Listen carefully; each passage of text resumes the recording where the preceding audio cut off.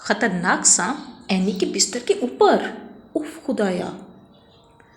सांप ने उसे देखते ही कहा, अरे ये तो प्यारी सी मोटी ताज़ी बच्ची है, इसका गोश्त भी बड़ा लजीज होगा, लेकिन क्या करूं, मुझे भूख नहीं है।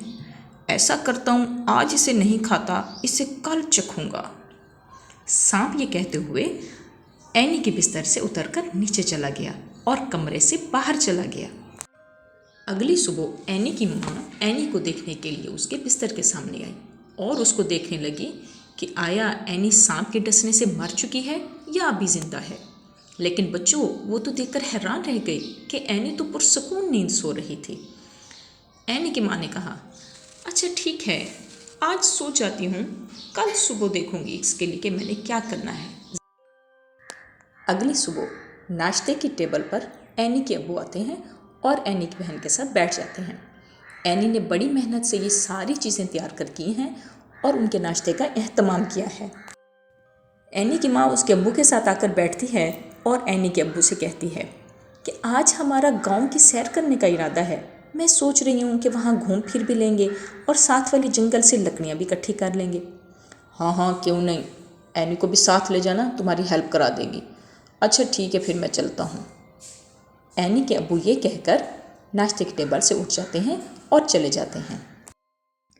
एनी के अब्बू के जाने के बाद एनी की माँ एनी को गुस्से से देखती है और उसे कहती है, चल चल जल्दी जल्दी काम समेट और बस कर खाना खाना, और कितना ठोंसेगी, जल्दी करो, ये बर्तन धोकर रखो, फिर हम पुराने गांव चलते हैं। जी मम्मा, एनी ने उदासी से कहा। वो ऊंट रेडी पर बैठकर गांव की सैर करने जा रही होती हैं। वहाँ का हरा भरा मंजर और हरे हरे दरख्त देखकर एनी को बहुत अच्छा लग रहा होता है।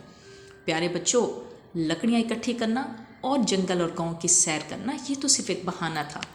असल में एनी की जालिम सुतीली माँ का इरादा एनी को यहीं छोड़कर जाने का था ताकि उसकी एनी से जान छूट जाए। ये उसका असल मंसूबा था जिसके लिए वो यहाँ पर आई थी। एनी की माँ बोली, देखो तुम जल्दी जल्दी लकड़ियाँ इकट्ठी करो, मैं ज़रा रानी को घुमा लूँ, और तुम काम जल्दी समेटने की कोशिश करना। ये कहकर वो दोनों चल दी। और सुनो, अगर मैं थोड़ी देर नज़र ना आऊँ तो शोर मत मचाने लग जाना, अपने काम पर ध्यान करना। एनी ने कहा, जी मम्मा, मैं सारी लकड़ियाँ इकट्ठी कर लूँगी, बस अब ज़्यादा दूर मत जाना। ये कहकर एनी लकड़ियाँ ढूंढने के लिए चल दी। थोड़ी दूर जाकर एनी एक दरख्त के नीचे जाकर बैठ गई। उसे कुछ अजीब महसूस हो रहा था, ऐसे लग रहा था वो यहाँ पे अकेली है। एनी की सुतीली माँ एनी को अकेला छोड़कर वहाँ से चल दी। आज उसे पक्का यकीन था कि एनी आज सही सलामत घर वापस नहीं आ पाएगी, क्योंकि जंगल से घर का रास्ता उसे मालूम ही नहीं था और सुना था कि जंगल में कुछ जंगली जानवर भी थे जो किसी भी आने वाले को जिंदा नहीं छोड़ते थे।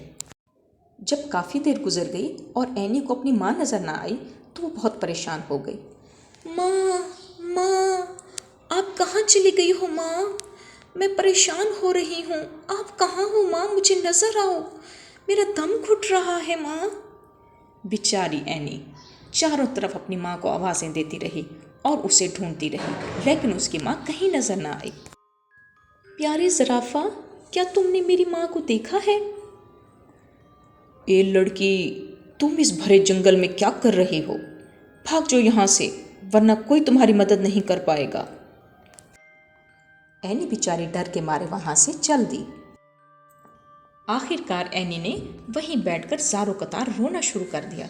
एनी बहुत परेशान थी क्योंकि एनी को अपनी माँ कहीं भी नज़र नहीं आ रही थी। इतने में एक औरत उसके करीब आई और उससे पूछा, अरे बेटा, तुम इस जंगल में क्या कर रही हो? तुम मुझे आज ही नज़र आई हो, क्या तुम नई हो इस जंगल में?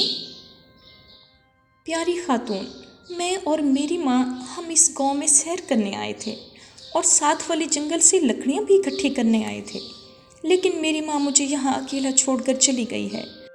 मैं बहुत परेशान हूँ। वो औरत एनी को मोहब्बत से अपने साथ लेकर चल दी और उसे कहा कि वो अब महफूज है, उसे अब किसी से कोई भी ख़तरा नहीं है। देखो बेटा, ये मेरी झोंपड़ी है और मैं यहाँ अकेली रहती हूँ।